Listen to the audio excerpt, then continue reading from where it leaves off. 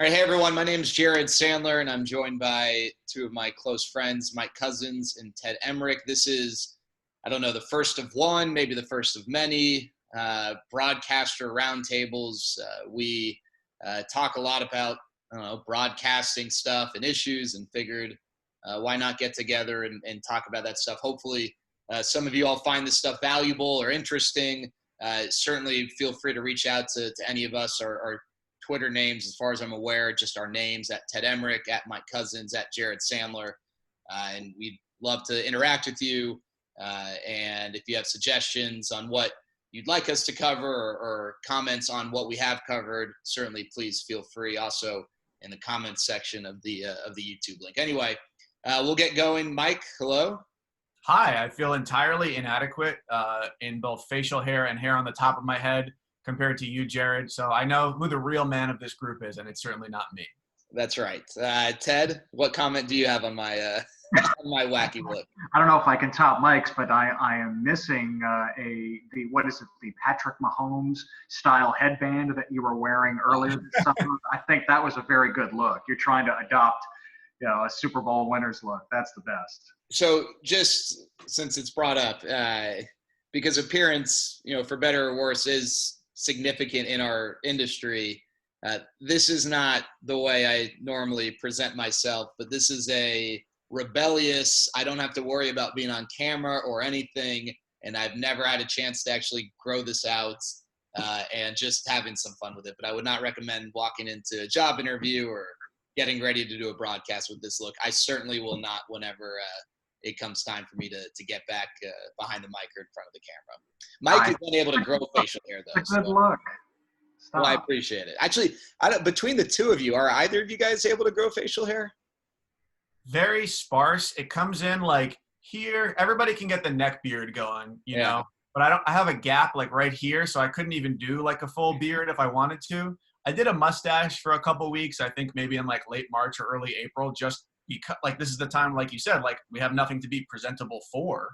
And it looked terrible, as I thought it would, but now I know I can do it at least. And I'll say one thing, as far as appearance, and maybe this is a topic that we can discuss at greater length later, but, if you're a young broadcaster and you see an established broadcaster on TV with this look or that look, understand that just because they're doing it doesn't mean that someone who doesn't have skins on the wall is capable of showing up with a scruffy beard. It's important as a young broadcaster to look presentable. I know, listen, we all should be treated equally as far as whether you've been doing this for 20 years or not, but in the minds of those hiring, that's not always the case. So that's a little one-off, but I want to get into, I think whenever and all three of us have talked to classes or groups or individuals, and the inevitable question is, share with me your journey. And I think it's a great question. You can certainly learn a lot, but it can also take some time. And so I want to bypass that, and whoever wants to start, go ahead. But when you, instead of just share the journey, when you just think of your journey to where you are, and also I guess we'll start with share what your current roles and responsibilities are. But then when you think of how you got there, what are the things that stand out to you that you learned along the way that you think would be valuable for folks? Go ahead, Ted. Okay, I'll start. So it's probably a common resume for all of us that you have to diversify the portfolio, if you will. You have to pick up a gig here and there, and I'm fortunate to be able to do games with ESPN, college basketball there, with Westwood One, college football, college hoops, and major championship golf. And with Fox Sports Southwest on their high school football state championship coverage here in the state of Texas. And I have learned so much just in the last couple of years about how you have to appreciate every step of that journey. And by the way, the journey is ongoing for all of us, no matter if you were just graduating from college or if you're 10 years, 15 years into a network TV career and you're doing the NFL, hopefully your journey never stops in terms of improving, getting better. And hopefully, of course, we all want to move up. We all want to do the biggest and best games, the games that draw the biggest audience that people care about, but you have to enjoy every step along the way. And I used to be guilty of this a few years ago, playing that so-called comparison game and looking at those who are in the business and might catch a break a little earlier than I did, and you stew over it and you wonder, why are they there? Why did they receive that opportunity? Don't I have the same passion? Aren't I good enough? Don't I care enough? And the answer is yes, but timing is such a factor. There are so many variables in sportscasting, and so you can only deal with what you control, and that is improving, listening back to your work, getting critiques on your work, getting better, shoring up your own game, because there is room for you. There is a place for you if you get better. You know, you hear it all the time. Yes, it's cliche, cream rising to the top, but it's absolutely true. You're going to find a niche. You're going to find your place. Sometimes it takes time. Sometimes I think of somebody like Vern Lundquist, who, authored some of the most memorable calls in sports television history.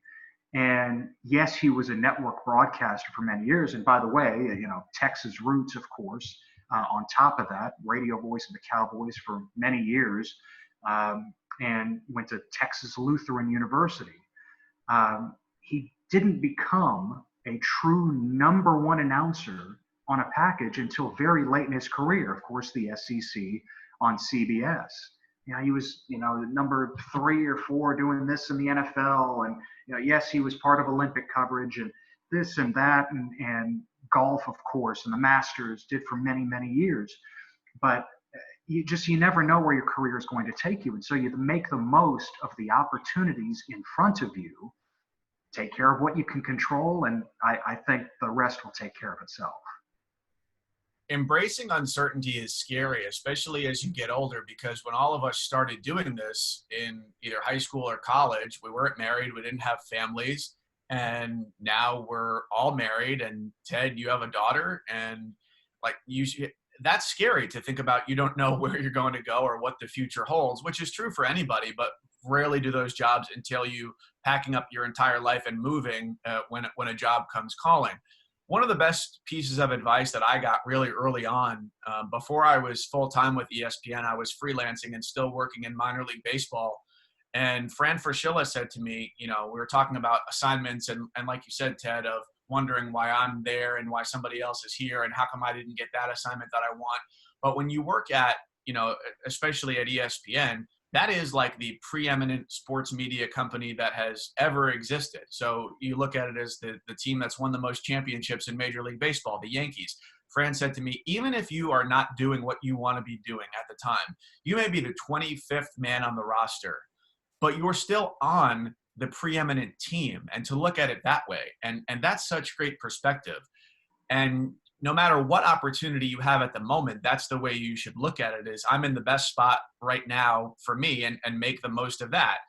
And I've always looked at it in that way ever since, to know that, not only does it take ability, but it also takes time, because I would like to move up in my respective sports that I call. That's natural for anybody to want to do the best things. But I also have to understand that the people at the top of the sport, guys like Sean McDonough and Chris Fowler and Joe Tessitore, have been calling games at the highest level, in some cases, almost as long as I've been alive. Sean McDonough was doing the World Series for CBS probably at about our respective ages. I think it was early 30s. And I was still wearing diapers. So it's not that you can just say, hey, I had a really great season. What's my next step to move up? Because that's not always the case. So it's understanding where you are, appreciating that, but also understanding that, whether you're at the middle of your journey, the tail end, or for a lot of people now, as this becomes so much more popular and widespread and access to be able to call games has proliferated, is to know that luck plays a huge part too. I think nobody has ever said this to me explicitly, but when I came along as a full-time employee at ESPN, it was right after the departure of Carter Blackburn went to CBS. Joe Davis went to go work for Fox, two guys who are exceptional at what they do. And I happened to be a known commodity at the time. And so that's, to the best of my understanding, being in the right place at the right time was great at that point. It didn't mean that I was necessarily the best person available on the free agent market, but I had put myself in a position to be a known commodity to the people who were looking to hire somebody full time, and there I was. So I did a poor job of setting all this up. So just a few housekeeping notes. Mike brought up age. I do think that's significant for the conversation. So I'm 31. Mike? 31 next month. Ted? I'm 32. Ted's the grandpa. And then Ted's from, he mentioned Texas. Ted's from the Dallas area, went to North Texas. Mike from the New York area, went to Syracuse, currently living in Ohio. Ted and I both currently live in the DFW Metroplex. I went to USC. Before I kind of give my answer on this, Mike, if you don't mind, would you just quickly share kind of what your current responsibilities are? In the fall, college football. In the winter, college basketball. In the spring, college baseball, college softball, and a little bit of Major League Baseball as the need arises. I'm not a regular on baseball. That's on the radio, I should say. But when there are gaps that need to be filled in, that's where I've gotten my opportunities over the last couple of years. So I work, I would say, somewhere between, on average, 60 to 70 games a year. So Jared Sandler, again, from DFW, I do the pre and post game show for the Rangers on the radio, and will, in a typical season, call about anywhere from 25 to 30 or so games on the radio of play-by-play, and then also do some TV for minor league baseball for Fox Sports Southwest, the Texas Legends, which is the Mavs G League team, for Fox Sports Southwest. And important to note, these are broadcasts that are on Fox Sports Southwest, but not necessarily produced and originated from the Fox Sports studios. And then we'll do similarly for ESPN Plus. Now with the internet, you got all sorts of outlets. We'll do some college basketball. I think for me, the things that stand out, a few things, and some of them involve each of you. But the first thing is, I think when I was, I'm still growing and learning, but I think I was in the early stages and I'd reach out to people. I'd always want to know what their path was, not to necessarily understand it and hear and listen, but more to like try in my head, put together the perfect path. So if they're doing this and I want to do that, what steps did they take so I can mirror that? And maybe like 30 years ago, that would make sense because it just, with technology, there wasn't as much out there. But like now, I think when I realized that there isn't one right path, and it took me a while to get there. Like it took me, I don't know how many conversations of different paths for me to realize, wait a second, what I should be learning here isn't that you go from step A to B to C. It's that there are so many ways to get from A to C that, that B in the middle can be so different because you've got all this technology that allows you to do different things. My path to doing Major League Baseball games was certainly not conventional. I, at one point, stopped doing baseball completely and took a part-time job.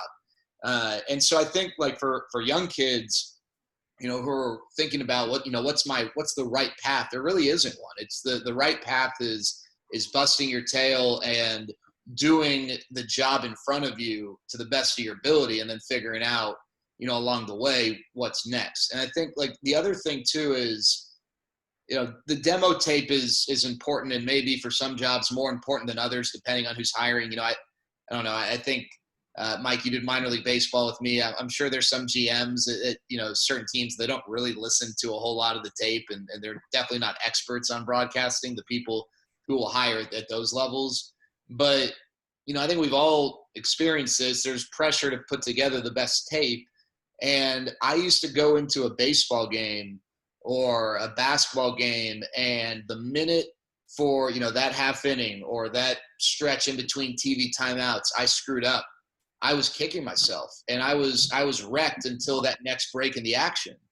And it just, because I took the approach of every half inning, every stretch is an opportunity to get that perfect segment for a demo tape, which that's not untrue, but to put that sort of pressure, at least for me, I guess everyone takes it differently. For me to put that pressure on myself just wasn't good. And I didn't actually, the irony behind it is I didn't actually get the segments I wanted for my demo tape. the ones that I was proud to send out and felt confident in, until I stopped worrying about that. I just decided, you know what, screw this. I'm going to broadcast the game. And if I screw up, I screw up. That's a part of it. And if I happen to get a good half inning here, awesome. If not, well, I got 70 more games. And I'm just gonna be me, because that was something that I really struggled with early on, was feeling the pressure to be perfect, not just for the sake of being a perfectionist, because I needed to find that right demo mix. And I don't think I started growing as a broadcaster until I was able to push that aside. And then the final thing, it's cliche, but, you know, if you ever want someone who's a testament to, you know, the importance of treating people right and networking to get a job, I think I'm that, because the two big breaks I got were from people for whom I worked from previous internships.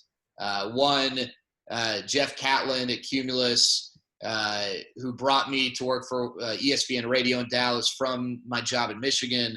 And then the second was John Blake for the Texas Rangers, who brought me, along with Gavin Spittle, someone I had developed a relationship with, to my current job with Entercom and with the Texas Rangers. These are all people I knew before and had relationships with previously, and thus, you know, in a candidate pool of however many, you know, people, 10, 100, whatever, you know, that relationship I think had value. So you hear people say, you got to network, you got to have these relationships, and that, you know, it's true, but it's easy to say that. I'm an example of someone who, you know, I don't think I say this, and you guys are going to probably bash me for saying this, but it's just the reality.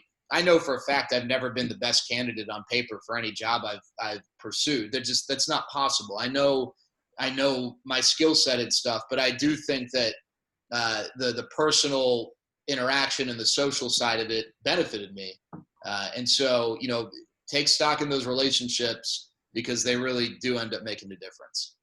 And Jared, that's the key word right there, relationships. It's not, networking can have that connotation of, and we hear it all the time in broadcasting. It's important. It's truly a skill. It can help you set yourself apart. But networking can have that connotation of, what can you, somebody who has hiring power, somebody who's an executive, do for me? And relationship building is something that goes so far beyond that.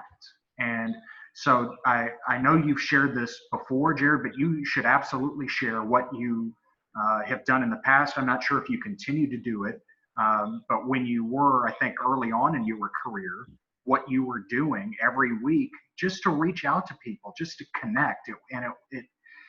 From when you've told the story before, it was not, hey, can I do this? I'm asking for something from somebody else. You were just trying to reach out and connect with people. Yeah, no. So it started when I was in college. And to be honest with you, I don't know what led me to do this, or the way I'm wired. Like I'm very organized, very schedule oriented. So a lot of the things like this, like, I try and, for my own organization, have it on a schedule. So every Tuesday I think I would send the emails at 11 o'clock. And this was when I was in California. So that's Pacific time.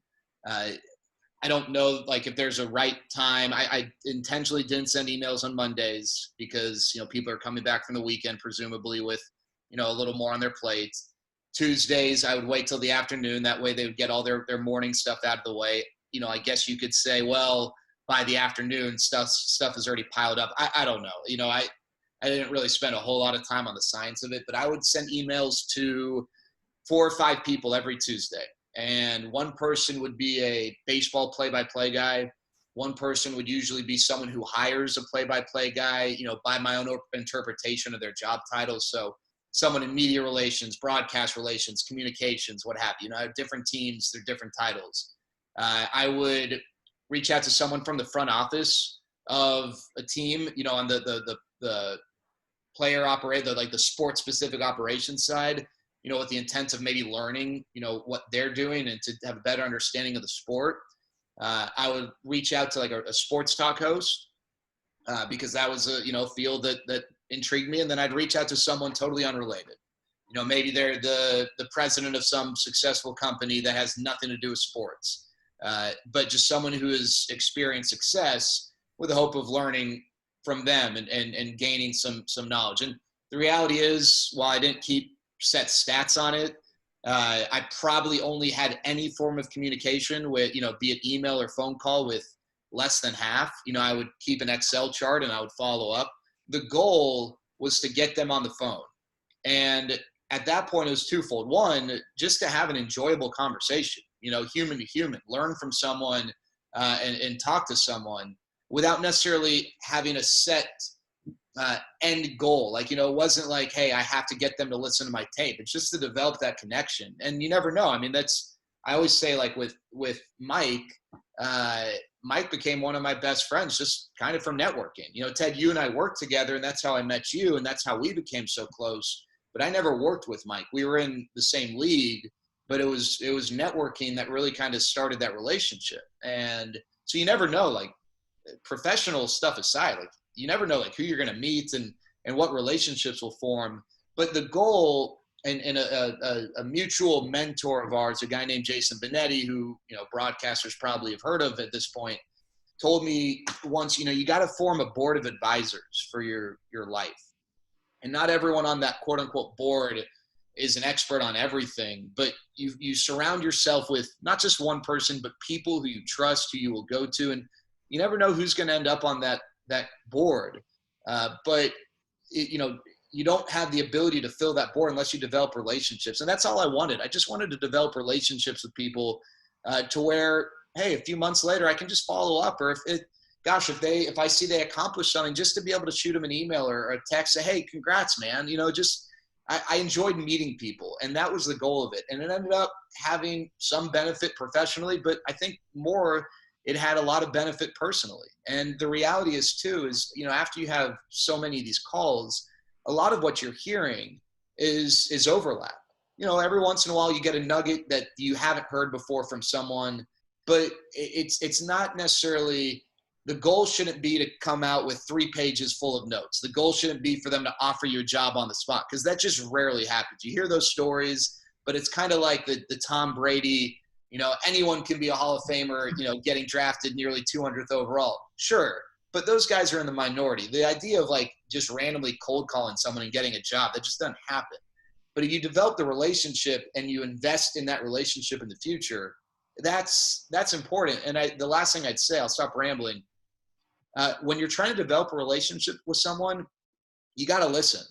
And maybe, like, I'm talking to Mike, and Mike's telling me how his sister is having a big 30th birthday party in a week. Well, I'm going to take note of that. And you better believe that, in a week, on that day, I'm going to reach out to Mike and say, hey, have fun at your sister's 30th birthday. Or, like, that's maybe a bad example. It's not like significant, because that stuff stands out, and that shows that you're listening, and also shows that you care. And that's how you develop a relationship and a connection with someone. And Jared, I never knew the story about what you did when you were in college. That's really cool, because I only did that when I got prompting. So in the summer of 2010, I apologize, one of my dogs is snoring over here. So if you can hear it, tell me and I'll tell her to stop. But when I worked for Jason Benetti in the summer of 2010, we worked for the same minor league baseball team. He hired me. And there's a couple parts to this. One is just the power of saying yes when you're getting started in broadcasting, because you don't know what's going to come from that. So I said yes in October, the year before the baseball season was set to start the next spring. I was going to be like the in-game update scoreboard anchor, as if anyone wanted AAA baseball score updates. But and then host the pregame and the postgame show. And as it turned out, he never hired a number 2 broadcaster. So then, like, by default, I just became the number 2 announcer, and it turned out to be great. But also that summer, Jason really invested in me. Not only did we listen to a half inning of my play-by-play after the game was over every night, but he also said, part of my homework each month was I had to reach out to 3 new people in broadcasting who I'd never spoken to before. So I reached out to college play-by-play guys. I reached out to MLB play-by-play guys.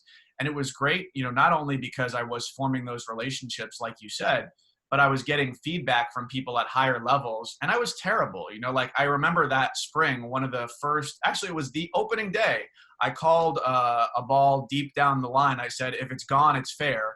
which like, you know, that's just like, I was 21 years old, not prepared to be doing AAA baseball.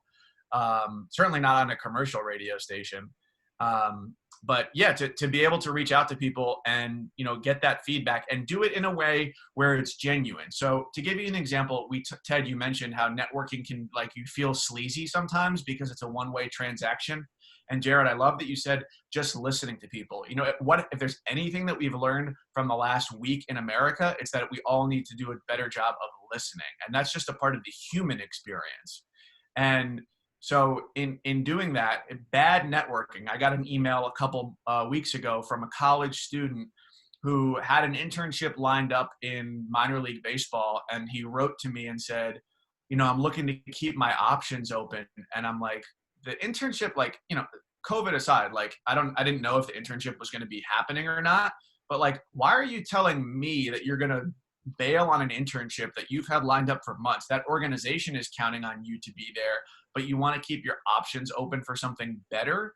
Like that, even if that's true, don't tell people that. That's just, it was a very awkward introduction. And I still want to be as helpful as I can to this person, but like mentally, it's hard for me to get over that hurdle of like, basically what your email said was, hello, I'm reaching out to see if you can help me in a transactional way that it benefits me, but doesn't do anything for you. There's no mutual part to that relationship. To go back to Jared, to what you said about demo tape, I distinctly remember a time I was in the booth with you. This only happened once because I was calling a game at your team's ballpark, and my home station, there was a power outage. So I couldn't on the air that day. So it was a 3-man booth with you, me, and your boss, Brad Golder. And but I remember being so nervous on the air that day because I felt like, you know, we're in booths next to each other always. We don't hear the other person's broadcast. And I'm like, oh my God, they're going to find out that I'm a huge fraud and I don't know anything even about my own team. And then I'm going to F it all up and it's going to be terrible. And I just remember like, like looking to my left, like, are they going to be like making eye contact and making fun of me? I'm like, am I going to be terrible? And I just thought that it had to be perfect. So like, if I listen back to that tape now for a variety of reasons, but specifically that, I know it would suck. And so if anybody has watched Seinfeld, which if you're younger, maybe not, but in my house, we watched it every night at dinner, which I think had a significant contribution to the way I view the world now. But George Costanza, most notably in one episode, I call this the Costanza method. He laments to Elaine and Jerry how he has no luck dating women. And so they say, well, if everything you've ever tried doesn't work, then why don't you try the opposite? So this woman who's sitting at the counter on a stool turns around and like gives him flirtatious eyes. And so he walks up to her and goes, hello, my name is George. I'm unemployed and I live with my parents. And then all of a sudden, it's like a spell has been cast and she's magically interested in him. And so it's when you stop caring about having that perfect inning, that's when you're going to find you have the perfect inning. Because you don't know when the runs are going to score. You don't know what drive is going to be a touchdown. You don't know what's going to be the game-winning three-pointer. So you just have to go into it and be assertive in that you know that you are doing the best you can. Jim Nance, speaking with STAA a couple weeks ago, talked about, you know, I think this was more about voice and presentation, but like stopping trying to sound like a perfect broadcaster, because Ted, Jared, me, we all have different voices, and we're not all going to sound like a bullfrog on the air and have an amazing, deep voiceover announcer voice. Like, just listen to some of the best people out there. There's such a wide range of pitches and ways that people get excited and show their enthusiasm. The best thing you can do is just be yourself and stop trying to think that you need to be a certain way or sound a certain way. And all of us are still searching for the perfect game. There's no such thing, so don't worry about it too much. And before we get into voice, because I know that, you know, there's a lot to discuss there, I just want to say one last thing. We all know people who are super talented, but maybe aren't fun to be around. And I don't even think this is like specific to our industry, because there are so, like, for every job you can identify where there like no communication is required at all, then, you know, we can find another 50,000 jobs where communication is a big part of it. But at the end of the day, like, this is a social job, and a big part of our job is, you know, to be a part of a team, whether it's your broadcast partner on the TV side, you've got a whole crew, producer, director, graphics, staff, whatever, makes up that team. I can't overstate, like, you don't need to be like the Johnny All-American Boy Scout. I mean, at the end of the day, you are who you are. But there are really talented people in this industry who maybe don't advance or maintain jobs because they're not fun to be around. They're kind of a pain to work with. They're, whatever characteristic it is that, like, people dread working with that person. And listen, if you're the LeBron James of broadcasting, well, then you can probably get away with it. And that's not a suggestion that LeBron's not a good guy. I'm actually a big LeBron fan. But, like, if you're that talented, you're that special, then all right, people are going to turn a blind eye to that. But the reality is most of us aren't that absurdly talented compared to everyone else, where I think that stood out, like, in my journey, in seeing some other people who I thought were way more talented than I was. I didn't think. I know they were way more talented than I was, but you ask people who work with them and they don't really have much good to say about them. And so when I wonder, how did I get this job, but they're not there yet? I know it's not because of my talent compared to theirs. And I'm only left to believe that, it truly does make a difference. So, obviously not going to name names, but we can all probably identify a few people that fit under that category. So I just wanted to make sure to, like, throw that out there before we maybe went in a different direction. That stuff does matter. It's easy to say, again, it's a cliche, but we can all think of examples. And if you, off the record wanted to ask certain people in the industry, they can all think of examples. There are plenty of people out there in our industry, and I'm sure in others, who act in a way that it lowers their ceiling for what they're able to accomplish. And I had firsthand experience with that in the 2 years or 3 years that I was a number one announcer in minor league baseball to hire the broadcasting assistant. There were some really talented people who sent in tapes whose work was great. But then when you talk to references, it's like, he doesn't show up on time. He doesn't really treat people well. Because whoever I was hiring was a reflection upon me within the organization, and is somebody that I'm going to be around almost every day for 6 months. So it's absolutely true what you said. Because I didn't hire those people. I hired people who had lesser ability on the air, but I knew were more decent human beings. Let's talk about voice. Oh, go ahead, Ted. I'm sorry, Jerry, just to add on to that, just think of the nature of the job. We're working weekends, and listen, we're having a blast. We're having a lot of fun. It's sports. It should be fun, but we are working weekends. We are working nights. At times it can be very long hours, very odd hours. And especially on a television crew, if you're calling a game, yes, at the top of the list, you have to capture the moment. You have to be talented on the air. You have to be able to do that job. But that tiebreaker can be how you interact with the crew, how you interact with your photographers, cameramen, audio, producer, director, graphics. This is a very small thing, but it's something that I know means something to people in the truck. And there's a reason we always like to say the talent is in the truck, because that is true. No matter how announcers are labeled, yes, in the business they are called talent, and I hate that word. There is such an arrogance associated with that. All of that said, they notice when after a game, as an announcer, you go up and you thank them in the truck and you shake their hand. Who knows if we'll be shaking hands when we all get back to work in the coming months, but that's another story. They notice that you take time before you go to your car or whatever, you got to, go back to the hotel or catch a flight or whatever. Just head back, catch up just for a couple of minutes and say thank you, because that makes a difference. It really does. Carr, did the Uber chopper get taken out of your last contract, Ted? We're trying to negotiate it. Yes. The SpaceX, actually.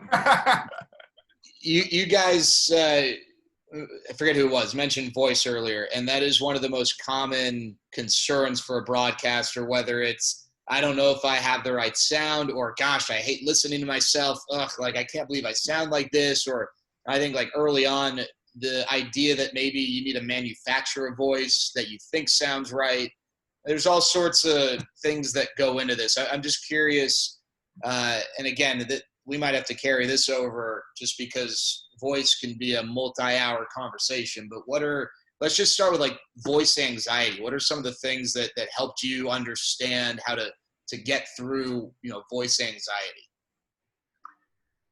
May I start? Because I think I had the biggest case of voice anxiety of all three of us, just starting out in the business.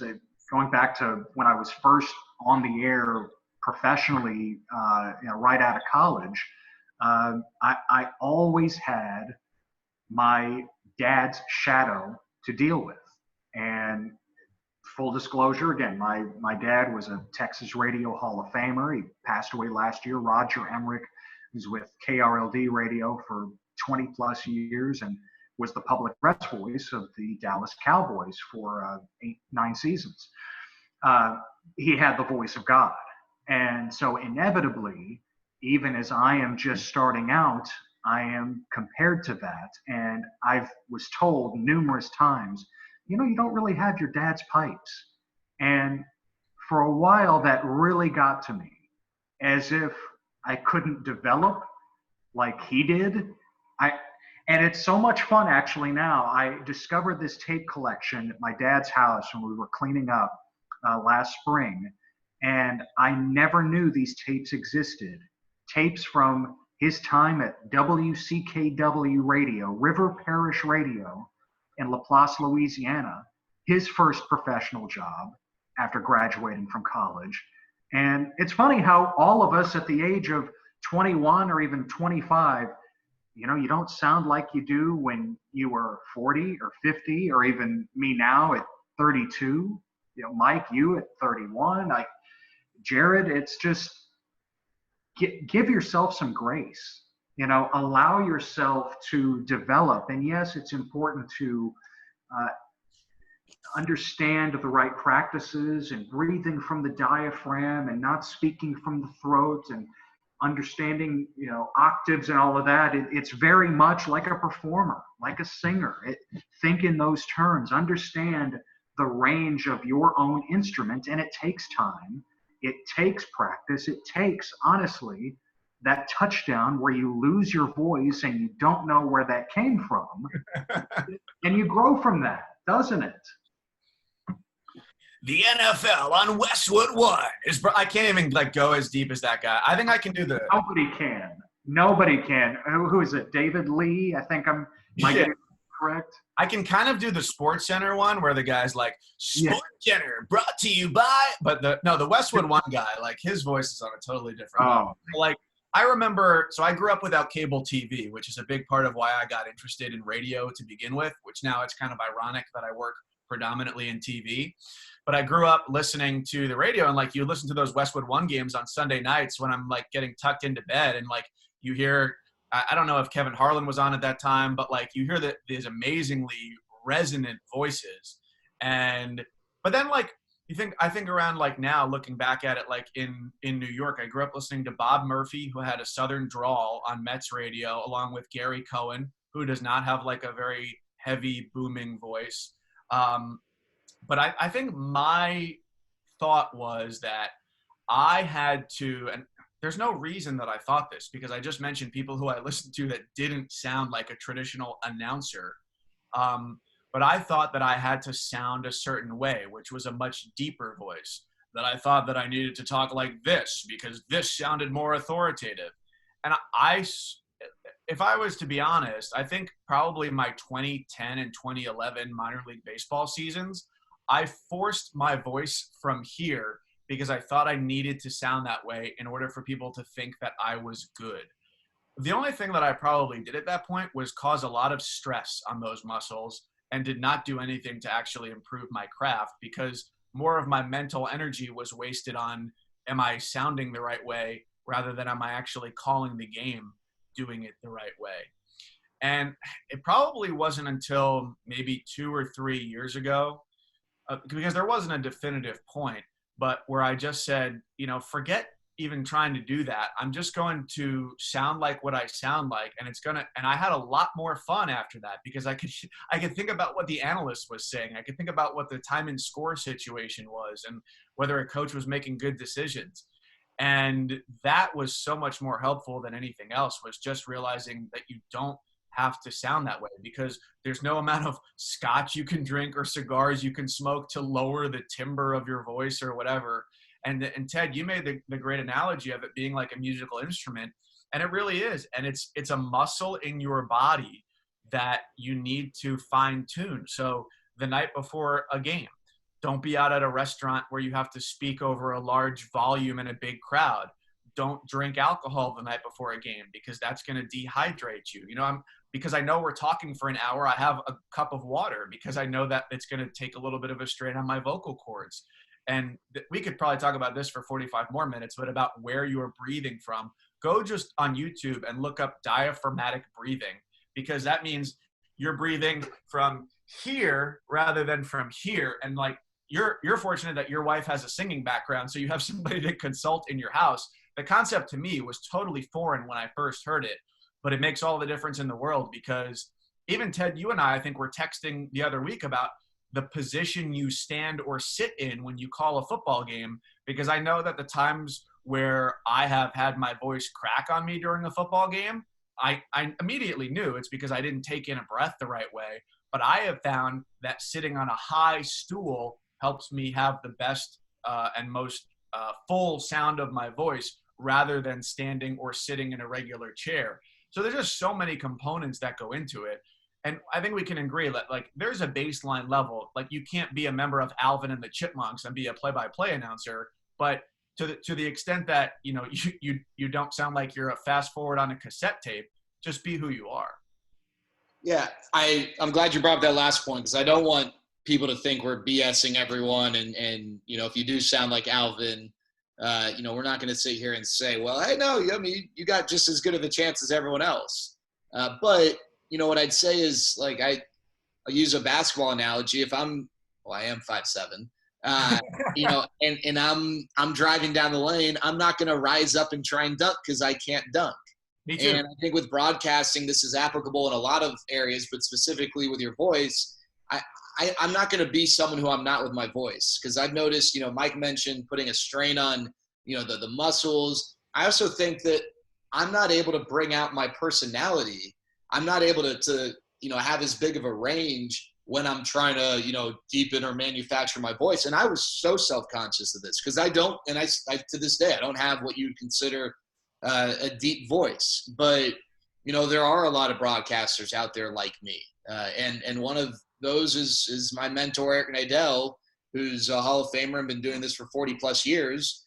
I don't think Eric has a particularly deep voice, but he does some things really, really well.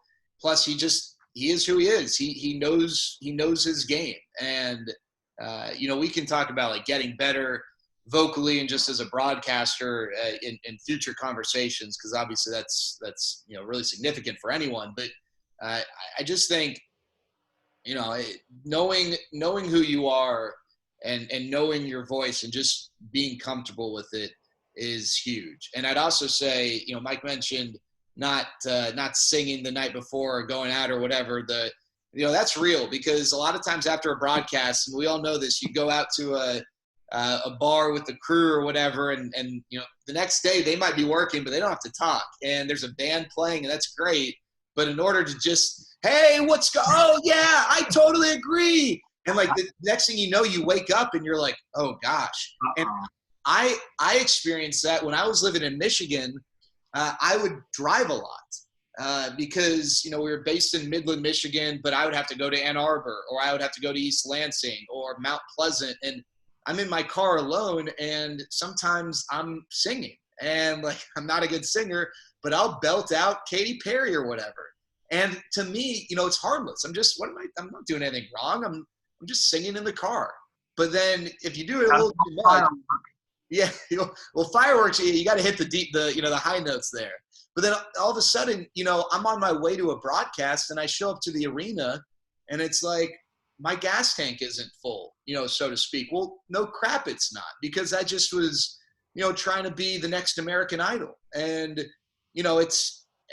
it's just one of those things you got to consider, because this is your tool. Just like a pitcher is not going to, the night before a start, do something that's going to exhaust his shoulder. Same with your voice as a broadcaster. So, all right. So we all talked before. We don't want this to go too long, but we'll be back. We'll figure out, whether we want to do this every few weeks or every month. But, as I said, this is something I think we're all three passionate about. We love talking about the industry and certainly love helping people. Not that we have all the answers. We certainly don't. We'd love your feedback and your ideas. But I think on YouTube in the comment section, if you want to, if you have questions about anything we've talked about, please feel free. If there are things you'd like us to cover moving forward, again, feel free. And it doesn't have to just be in the comment section. Mike Couzens on Twitter, just his name, Couzens. Ted Emrich, Emrich, at Ted Emrich on Twitter. I'm at Jared Sandler, Jared. We really love, I think we love talking to people in general, but definitely love talking about the industry. So please feel free to reach out. We don't really have a name for this. I don't know. Ted, we're workshopping the name. It could have been like TED Talks, except it doesn't really fit all of us. So. Yeah, it's kind of taken. Yeah, I guess. There are a lot of things. In preparation for this, we came up with a lot of ideas to talk about. We barely even covered 2 of them. So we've got lots more to share. We'd love to share with you. Hopefully you enjoy this, but we'll talk to you soon. Have a great day.